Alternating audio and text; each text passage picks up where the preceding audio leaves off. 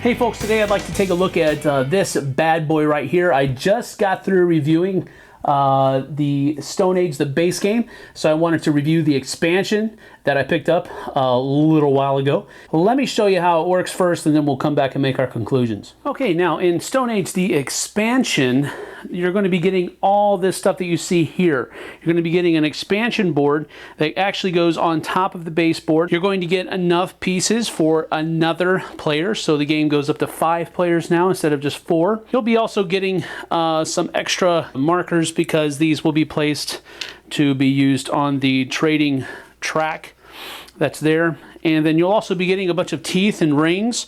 This is known as jewelry. The tooth is worth 1 jewelry and the ring is worth 3 jewelry. And then you'll also be getting some extra pieces that are necessary, extra resource pieces that are necessary because of that fifth player being added. Then in addition to all that, you also get 9 new civilization cards. You also get 9 new building tiles. You also get 6 new of these guys, and these are just expansion buildings, extra buildings. It's just another module that you can use in the game. And then of course you'll be getting these 100, these double-sided 100 and 200 point markers for the victory point track. Now, as far as gameplay is concerned, Stone Age the expansion has really only added a couple of things to the game. The first being the trader post and the trader track, and then the jewelry that is added up here that can be gained at the same time as hunting is gained. Now, those seem like very small, slight changes, and they are, in my opinion, but they do change how the game is played ever so slightly, which makes a big difference. But the cool thing about those changes is that it doesn't change how the game is played. You're still trying to get the most points. You're still generally trying to build these buildings, get these cards, get these bonuses working for you at the end of the game. You're still having to go out and get resources. You're still having to do this.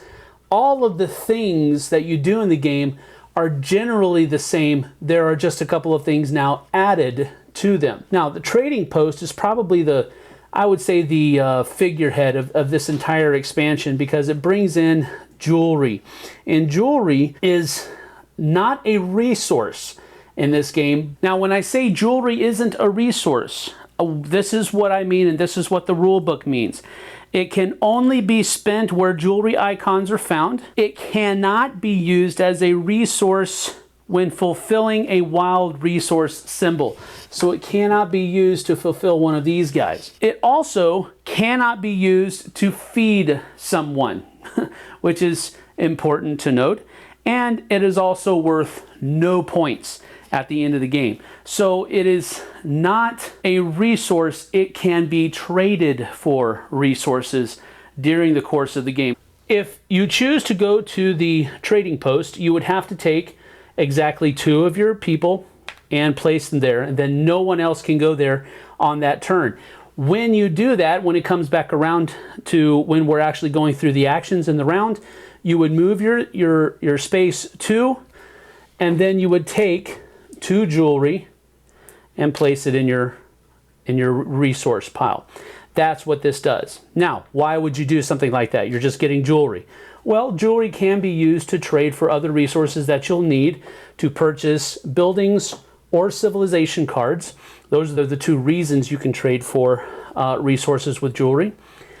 While you are on spaces 1, 2, and 3, you can trade 2 jewelry for 1 resource of your choice. And you can only do that once per round. So, for example, if you're trying to build this guy right here, and you have a wood, but you don't have any brick or gold, you cannot trade 4 jewelry for 1 brick and 1 gold. You cannot do that. You can only trade 2 jewelry for 1 or the other. Now, once you get up to 4 through 8, you're able to trade 1 jewelry for 1 resource of your choice. And then if you ever get up to 9 or 10, you're actually able to trade 1 jewelry for 2 resources of your choice. Now, an important thing to note here is that any overage, any surplus that you get from trading when you're trying to purchase either one of these buildings or one of these cards is done away with. You don't put it back into your supply.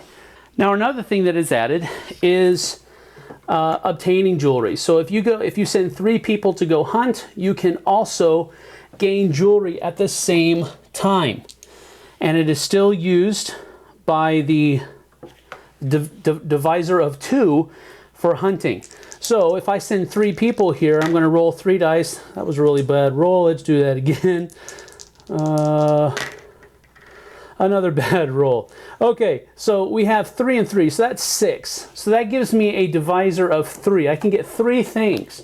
So I can take either 3 food or 3 jewelry, or I can take 2 food and 1 jewelry, or 2 jewelry and 1 food, whatever you would like, but you would take it at the same time, and you cannot go over whatever number of allowances you have there based on your die roll.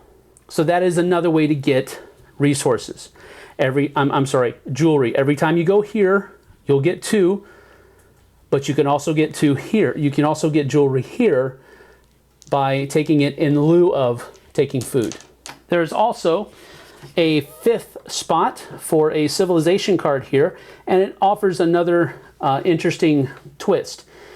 In order to gain this card, you would have to pay 3 jewelry, and 3 jewelry gets you that card into your supply. But after having paid the 3 jewelry and getting this card, you can then pay an additional 3 jewelry and grab the top civilization card from the pile. A couple of caveats for being able to get that second card. You can only do that once per round. You can never do it multiple times. So I can't pay 3 and get this card and then pay 6 and get the top 2 cards from the draw pile. You can't do that. Additionally, that second card that you get, this top part will be ignored, and it's only good for the final scoring. Now, I wanted to briefly go over some of the new buildings because they are actually pretty cool. So here, the first one here is you only have to pay 1 wood to build this building, and it's only worth 3 points, but it's a building that you can get out there pretty quick. Here is, and this is one of the things that I think is really cool about the new expansion buildings, is you would have to pay 1 gold, 1 stone, and a jewelry for 11 points. But now, when you have this in your ability, this opens up 3 new worker spaces that people can go to and roll for gold. Here, same thing basically, 3 new places, but it's for wood. Here, you can use 1 to 4 jewelry to build this hut. And every jewelry that you use is equal to 4 victory points. So this could be worth 16 victory points, or it could be worth just 4. Here is another building that is similar to one of the civilization cards where you would roll the dice, 1 for every player that's in the game.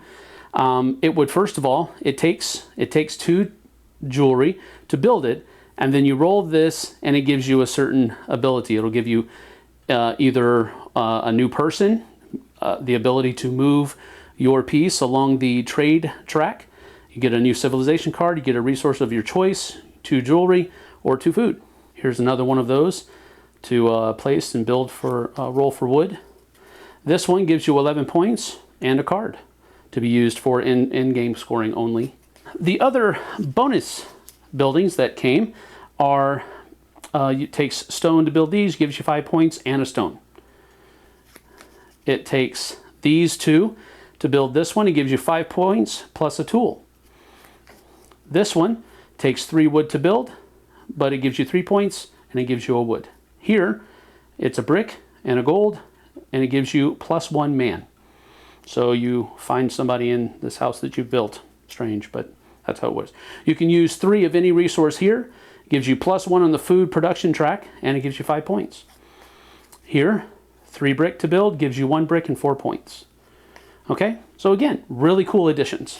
With all that being said though, the game really plays the exact same way as the base game does. It's just that now you have the ability to play with 5 players instead of only 4.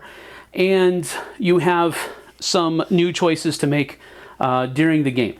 So that is Stone Age, the expansion, or I don't even recall what it was called. Style Matters or Style, I don't know. It was a really strange title. I'm glad they just changed it to the expansion. It's a little simpler, easier to remember.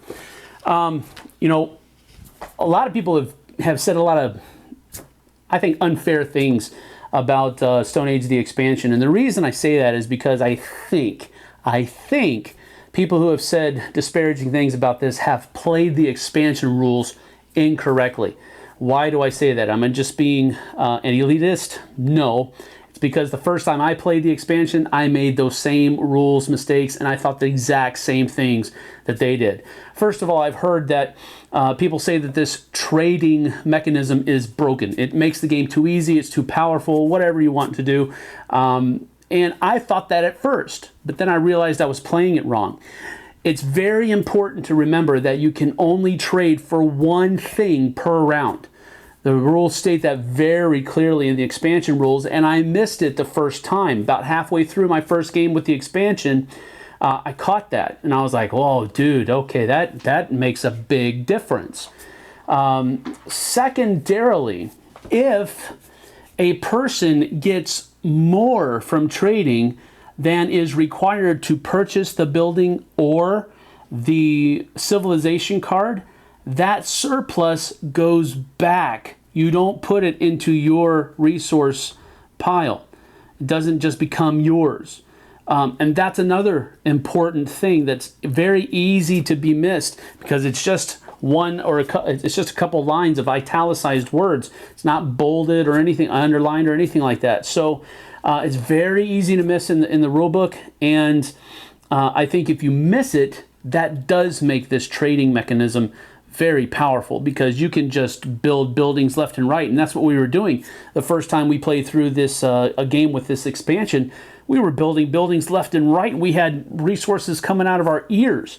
Well, we were playing it wrong. It wasn't too powerful. It was just it was another way to, and here's where I'm going with this, it's another way to mitigate the dice rolling.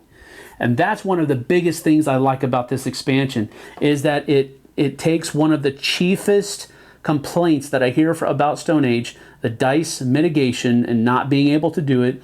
They're too heavy-handed, you fill in the blank, whatever, and it does it for you. You don't have to, if you mess up rolling for brick or for gold and you don't get what you need, but you have the ability to trade, then, you know, okay, so you messed up, I have to use some of my jewelry and trade before I can actually purchase that building.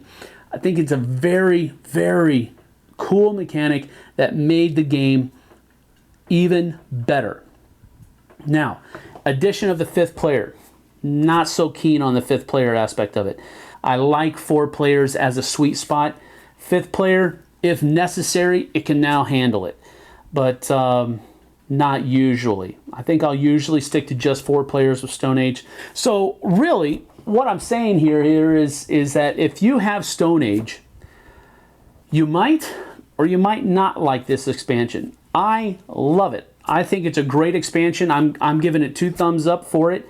But at the same time, I can see where some people will not like how it made the game a little bit more difficult. It does add to the complexity a wee bit. I love it. I think most people who enjoy Stone Age will think it's a great little refreshing expansion. So, as I always say, people, try before you buy. See you on the flip side. Thanks so much for watching the Dice Tower videos. Find more great videos and reviews, as well as our top-rated audio podcast at Dicetower.com. You can also find other great shows at Dicetowernetwork.com. I'm Eric Summerer, and you've been watching The Dice Tower. The Dice Tower is sponsored by Cool Stuff Inc., where you can find great games for great prices. Cool stuff in stock. Check them out at CoolStuffInc.com.